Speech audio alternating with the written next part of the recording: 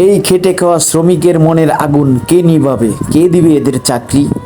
কে দিবে ক্ষতিপূরণ? দিন শেষে এই শ্রমিকরাই সবসময় লচের মুখে পড়ে, যারা এদেশের চাকা সচল রাখে, অথচ তাদের কোনো ফ্যাসিলিটি এদেশে নেই।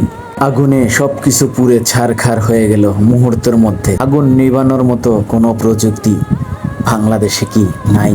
এদেশে যতবারই আগুন লাগে পুরো সব ধ্বংস হয়ে যায়। ফায়ার সার্ভিসে যথেষ্ট পরিমাণ চেষ্টা করে এই আগুন নিয়ন্ত্রণে আনার জন্য, কিন্তু আমাদের কাছে ওই রকম বিদেশি প্রযুক্তি নাই যে আগুন আমরা নিভিয়ে এই মিল্ক ফ্যাক্টরি, কারখানা বা যে কোনো একটা প্রতিষ্ঠান রক্ষা করতে পারবো। এদেশে চোর আছে কিন্তু ভালো প্রযুক্তি নাই।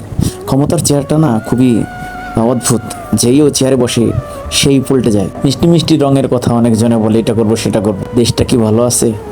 মোটেও ভালো নেই। খেটে খাওয়া মানুষ, শ্রমিক কত কষ্টে আছে। দ্বিগুণ বেড়ে যাচ্ছে জিনিসের দাম, মানুষের ইনকাম নেই।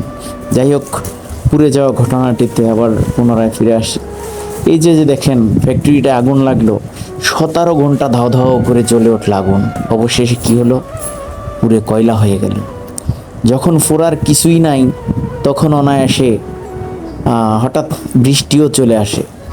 পুরে ছাই হয়ে যাওয়ার পর বৃষ্টিও আসে, কিন্তু ওই বৃষ্টিতে কোনো কাজে আসে না। তেমন বৃষ্টি ওখানে নামেনি। আল্লাহ আসলেও মানুষের ধৈর্যের পরীক্ষা নেয় সব সময়। এখানেও পরীক্ষার ভিতরে রেখেছে তার বান্দাদের। আসলেও অট্টালিকার পাহাড় গড়ে টাকা পয়সা অবৈধভাবে ইনকাম করে টাকার পাহাড় গড়ছে যারা, তাদের পরিণত হয়তো বা এরকম নমুনা দিয়েই বুঝাইয়া দেয় এই দুনিয়াতে অনেক কিছু।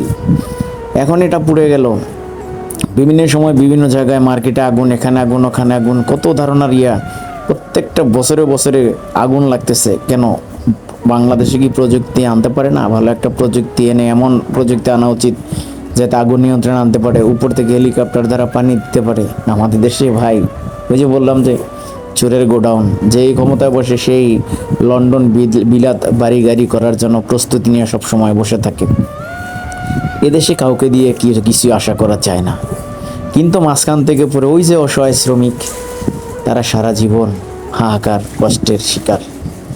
গার্মেন্টস মিল ফ্যাক্টরিটা পুড়ে গেছে, তাতে মালিক মহোদয়ের হয়তো বা তেমন ক্ষতির সম্মুখীন হবে না, কারণ এটা ফার্স্ট ইন্স্যুরেন্স করা থাকে।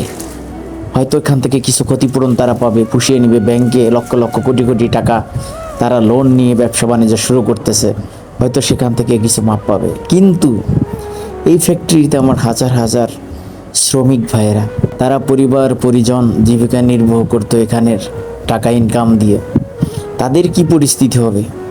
এদেশে আহামরি কোনো কাজ নেই। গার্মেন্টস মিল ফ্যাক্টরিতে লোকজন এখন বেশি নেয় না, কারণ কাজের চেয়ে মানুষের সংখ্যা বেশি। এতগুলি মানুষ, তাদের কি পরিস্থিতি হবে একবার কেউ ভেবে দেখেছেন? কারখানা পুড়ে ছাই, আগুনে ধ্বংস করে দিয়েছে। আগুনে পুড়ে ছাই করে দেয় আগুন, এমন একটা জিনিস। কিন্তু এই যে হাজার হাজার শ্রমিক, তাদের মনের আগুন কে নিভাবে?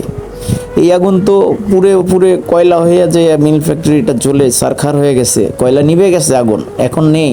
কিন্তু এই মিল ফ্যাক্টরি কারখানায় যে শ্রমিকগুলি কাজ করত, তাদের মনের আগুন কে নিভাবে?